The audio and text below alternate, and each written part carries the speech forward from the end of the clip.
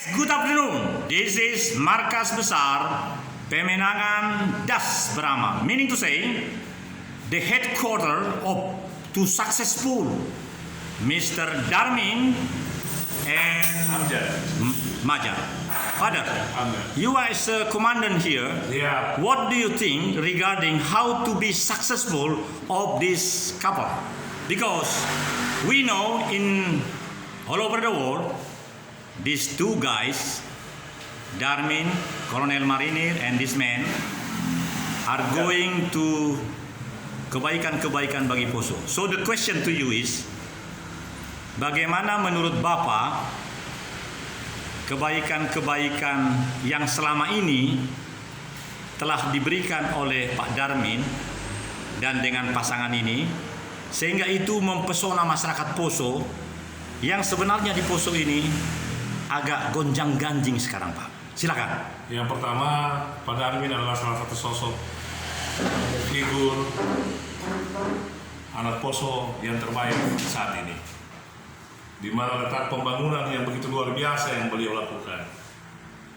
Poso yang dulu kelabu kini terang benderang, sejuk, aman, dan sejahtera. Masyarakat yang dipimpinnya taat akan perintah beliau, dan saya yakin beri kesempatan kepada beliau untuk 2 periode 5 tahun ke depan. Saya yakin dan percaya Poso mampu bersaing dengan daerah lain. Kalau begitu, Pak, bagaimana menanggulangi cibiran-cibiran orang yang begitu menyayat hati saya sebagai seorang prajurit senior? Karena cibiran-cibiran itu oleh karena ketidakpuasan mereka, Bapak. Betul. Pro dan kontra itu sudah biasa terjadi dalam hal politik. Kritik membangun, setiap saat pemerintah Darmin Agustinus siap menerima. Perubahan daerah cukup signifikan. Suatu daerah akan berkembang dan baik apabila kita bisa menerima masukan dan kritikan dari luar dengan tidak punya tendensi politik apapun. Lalu Pak Niko kan di sini sebagai bertanggung jawab untuk kesuksesan, saya nggak tahu berapa kecamatan, tapi dari 16 kecamatan ini, khususnya dataran tinggi Napu, saya melihat di sana kegagalan akan banyak. Tetapi cara kita sebagai tim sukses, bagaimanakah? Daerah Poso itu terdiri dari 19 kecamatan. Bukan 16. 19 kecamatan, Ya. 170 desa kelurahan. Dengan luas wilayah yang begitu sangat luas dibanding daerah-daerah lain. Pak Bupati Darmin Agustinus bekerja keras. Dengan segala tenaga yang beliau miliki, dengan segala kesehatan yang Tuhan berikan kepada beliau, beliau mampu mengayomi seluruh wilayah Kabupaten Poso yang begitu luas. Memang dalam 4 tahun setengah kepemimpinan daripada Pak Bupati Agustinus Sugilipung masih banyak kekurangan yang terjadi dan akan dilengkapi pada periode kedua nanti. Saya yakin dan percaya kalau kita bersatu, kita sama-sama membantu seluruh program pemerintah, saya yakin Poso akan maju dalam bingkai Sintu Maroso. Sintu Maroso. Apa langkah yang sangat konkret, Pak Niko? Karena begini, saya sebagai warga Poso yang nyaris mau 2 tahun, saya menilai bahwa yang tadi Pak Niko sebut amat sulit untuk menanggulangi itu sehingga perolehan suara tidak terjadi lagi seperti pemilu yang awal dulu. Nah, supaya sungguh-sungguh sukses, apa yang harus kita lakukan menurut Pak Niko? Yang perlu kita lakukan adalah publikasikan semua kegiatan-kegiatan yang sifat politik pemerintah, di mana pembangunan yang masyarakat rasakan dari ujung perbatasan barat, timur, dan utara selatan, maka harus tercover seluruh pembangunan yang ada. Saya yakin dan percaya pembangunan itu tidak semudah yang kita bayangkan, tetapi kalau kita bersatu dengan upaya program pemerintah, seluruh masyarakat taat dan betul-betul mengikuti segala petunjuk daripada pemerintah, yakin dan percaya Poso akan lebih baik. Wah, optimis sekali Pak Niko ya. Tapi kawan-kawan, bagaimana menurut kawan-kawan idenya Pak Niko ini? Karena menurut saya Pak Niko itu harus kita bantu. Contoh, saya melihat markas besar yang dipimpin oleh Pak Sudirman di depan Hotel Anugrah, dan juga di sini ada Pak Niko. Ulangi, Pak Sudirman, kan tadi saya sudah lihat KTP-nya. Kesatuan kita, karena saya bidang pengerahan massa dan juga kerohanian, karena saya pendeta, Bapak.